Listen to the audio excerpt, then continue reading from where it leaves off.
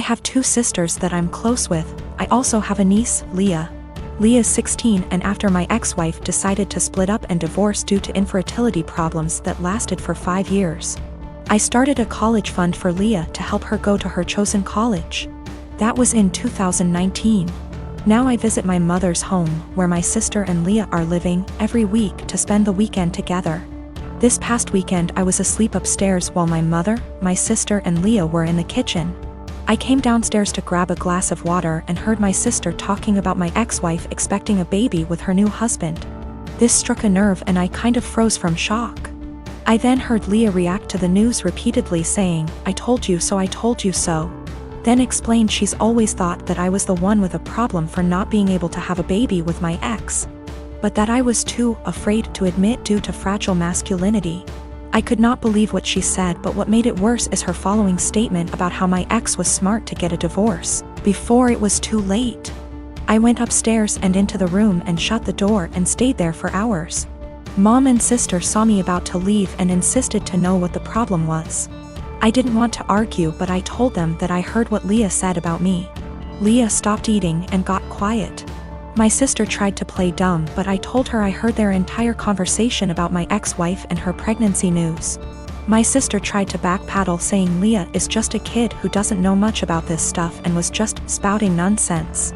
I told them I don't want to talk about it and they refused to let me leave, but I left eventually. I later sent my sister a text telling her about how hurt and devastated I was because of what Leah said, and told her I will no longer be responsible for funding her education. My sister kept trying to call, then texted saying Leah didn't mean what she said and offered to make her apologize, but I didn't feel comfortable being in the same room with someone who blamed me for something that was out of my control and something that literally turned my life upside down. My mother tried to get me to come over so we could talk, saying Leah doesn't deserve me turning my back on her like that. I haven't seen my sister nor Leah after what happened, but they are still trying to contact me, which means there's still a room for a discussion, and so I've decided to go see them tomorrow.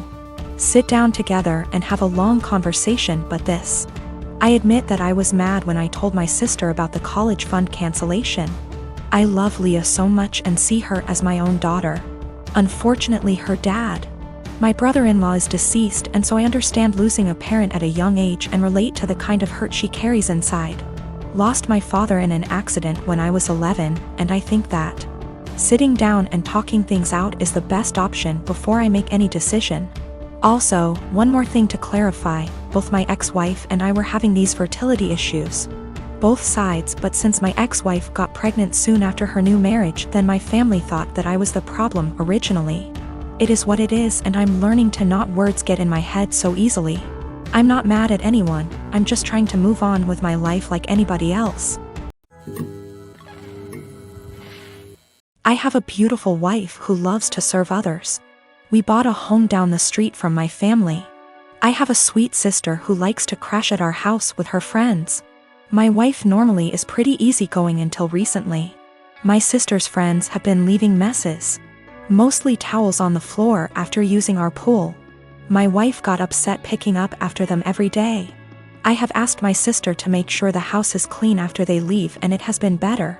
My wife also complained that some of her perfumes / clothes personal items have gone missing. My sister said it's not her. I believe my sister. I just don't see her doing that. I told my wife and we agreed to just replace them. Last week my wife made a couple of pans of cinnamon rolls from scratch. One pan was for us, the second pan was for a coworker's family who is experiencing a tragedy. My wife went to the gym. I went to work and my sister and her friends came by. The one pan wasn't enough for her and her friends. They wanted the second pan of cinnamon rolls, and my sister texted my wife asking if they could eat them. My wife said no. They ate them anyways. My wife, upset, went and bought new locks. When I came home, my wife handed me a new key and told me that she didn't want anyone else to have a key to our house. I tried to calm her down and tell her that I would just go replace the eaten cinnamon rolls with store-bought ones. My wife decided this was her hill to die on and said no, my sister lost the privilege to come when we are not home. Replacing stolen items wasn't good enough anymore. My mom called and asked if my sister could use the pool as a back-to-school party. I was under the impression my mom would be there. I said yes. My mom was at work and our schedules clashed. The easiest solution was for me to change the locks back so they could come into the house. My mom didn't come with my sister. When my wife got home after the party, it was a mess. She sent me photos. She called me the A for changing the locks without talking to her about it. Keep in mind she did too, then told me I broke her trust. She wasn't safe in her home because she keeps getting robbed and I refused to put an end to it. I did talk to my sister. Then my wife let me know she was staying with a friend for a while. Am I the A here? I feel like I have tried to right any wrongs that have happened between my wife and my sister. I talked to my mom again and let her know my sister isn't allowed over without me home. I asked a friend's wife who is a maid to come deep clean our home. So if / when my wife comes home it's clean. The last thing is my mom asked me to help cover my sister's cheer. She is on track for a scholarship. I told my mom I would pay half of my wife's things were returned. If not, the money was going to replace the stolen items. Also, my sister was invited to homecoming. She wanted me to buy a dress. I told her no for not following our home rules, and the money I saved for the dress is going to pay for the maid. I did replace the locks again. I also am planning a romantic dinner I will make and clean up. I heard a lot about the cinnamon rolls. Someone on here gave me the idea to make them. I am for a dessert. My sister had a bag of my wife's things. More than I thought was gone. Most items are in poor shape. The big thing is she had my wife's grandmother's ring I thought was in the safe. I had no idea it was gone. My sister said that she found it on my wife's nightstand during the party. She forgot she had it on when she left our home. The ring isn't valuable, it's just sentimental. I told my mom who the ring belonged to. My mom lost it. My sister is now grounded. My wife is coming home. I am staying at a friend's house until we can work some of this out. I already stated it, but I did put the locks back on my wife bought. My family doesn't have that key. My mom called my wife last night and asked what my sister can do to fix / replace the damaged items. My wife said have her meet me every morning at 5 a.m. I decided to tag along and see what my wife had planned, trying to support her in whatever punishment she decides to do. You know, the cinnamon rolls. My wife's co-worker's 4 years old is in the final stages of cancer. My wife's plan is for my sister and her to prepare breakfast, get their other kids up and ready for the day, start laundry, basic cleanup, so her co-worker and his wife can spend as much time as he can with the sick child before work. My sister was silent the whole time coming back home. I can tell it really hit her that her life isn't as hard, even being grounded. I'm not gonna be shy about this. My sister sucks. She is a horrible self-centered person who thinks she is the main character. She is not only a horrible person, she is a step monster. She married this guy, who is a freaking pushover. 3 years ago. He has 2 children, 10 and 6. My sister constantly complains about them, saying things like the 6-year-old is gross because he sips too loud or has stained clothing. For the love of God. He is 6. That's what a child is supposed to do. And she is so mean to the 10-year-old girl. She acts straight out jealous of her. I've caught her taunting her that daddy loves my sister more than her. She is horrible. I have straight up called her out after trying to talk to her like a million times. At Christmas she was saying that I'd be nice to have the kids there, and I said, why? You hate them?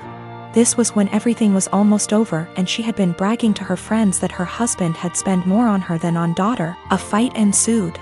My parents reprimanded me, but my cousins took my side and called her out, noting every moment that they had witnessed her being horrible.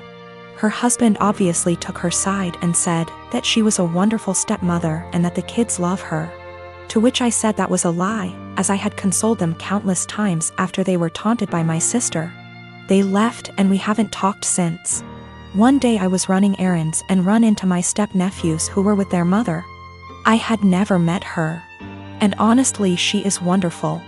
We decided to have some coffee. While the kids were playing, she asked me how her children behaved, etc. I said they were wonderful, and then I just spilled the beans on my sister. How awful she was. What I've heard her say to the kids, the inaction of her ex-husband. By the end she was horrified. She said the kids didn't like her. But she always chucked it up to my sister being the new woman in their father's life.